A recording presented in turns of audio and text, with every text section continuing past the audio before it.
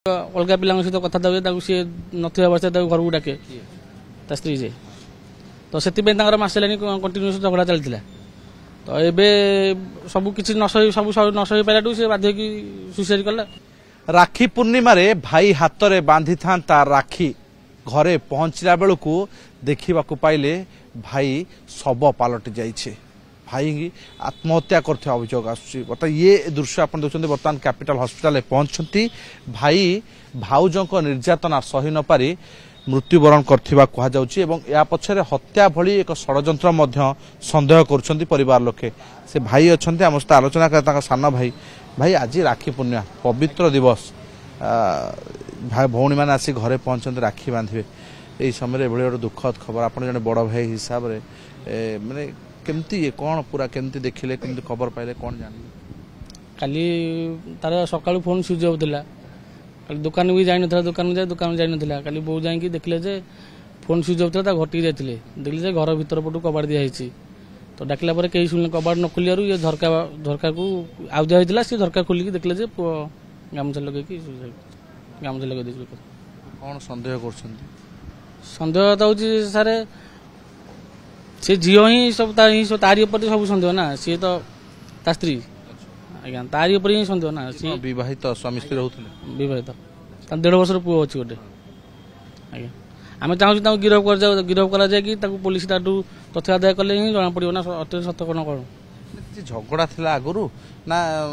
एमती हठात एमती संदेह कहीं आप मन होता से तो झगड़ा हेटी कंटिन्यूस मसे चलता सी भी अलग पिला सहित कथा सी नवस्था घर को डाके स्त्री जे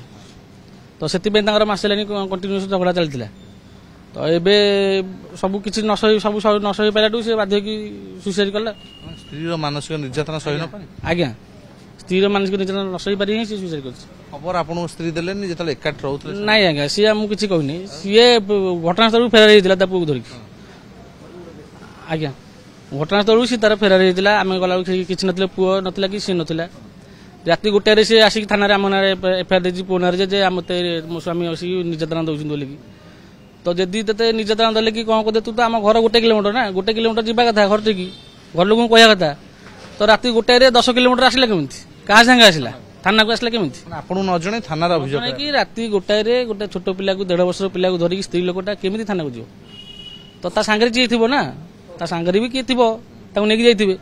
एकुटा तो केबे जाई परियोनी ना थाना को ग्रहण करि परछन्ते भाई हिसाब रे आपन मध्ये जणे भाई भौणी माने आसी घरे अछन्ते राखी बांधिबे कोन वर्तमान समान परिस्थिति आज्ञा से तो कही कथा तो कही होनी आज्ञा आम कौन कहूँ आप जदि घटनास्थल देखिए जानी पार्थे कौन आम गोटे भाई जाइए माने जदि से झील कही आम परिवार आसिक बंधा जानी तेणु मो भाई जाइए माने आम भी चाहूँ ताकू भी बंधा जाऊ आमको भी न्याय मिल दरकार खाली झील आईन रखले चलनी पुओ पिला भी निर्यातित होती खाली झील होना काम करते जो भाई जन पटिया छक सेलून अच्छी घरे बरमुंड जाऊन आम घर है कल्याणपुर से कल्याणपुर जाए बरमुंड घर भड़ा कर 1 किलोमीटर कि 1.5 किलोमीटर भितर भड़ा रही आज्ञा म्यारेज कला दिन ही भड़ा रोला घर को जावास करेना शुणुंट एभली एक दुखद खबर एभली खुशीर दिन में जितेबाला भाईटे बरीमुंड पटिया बरीमुंड कल्याणपुर गाँव युवक जे कि परिवार ठू बह पर अलग रोते पटिया अंचल एक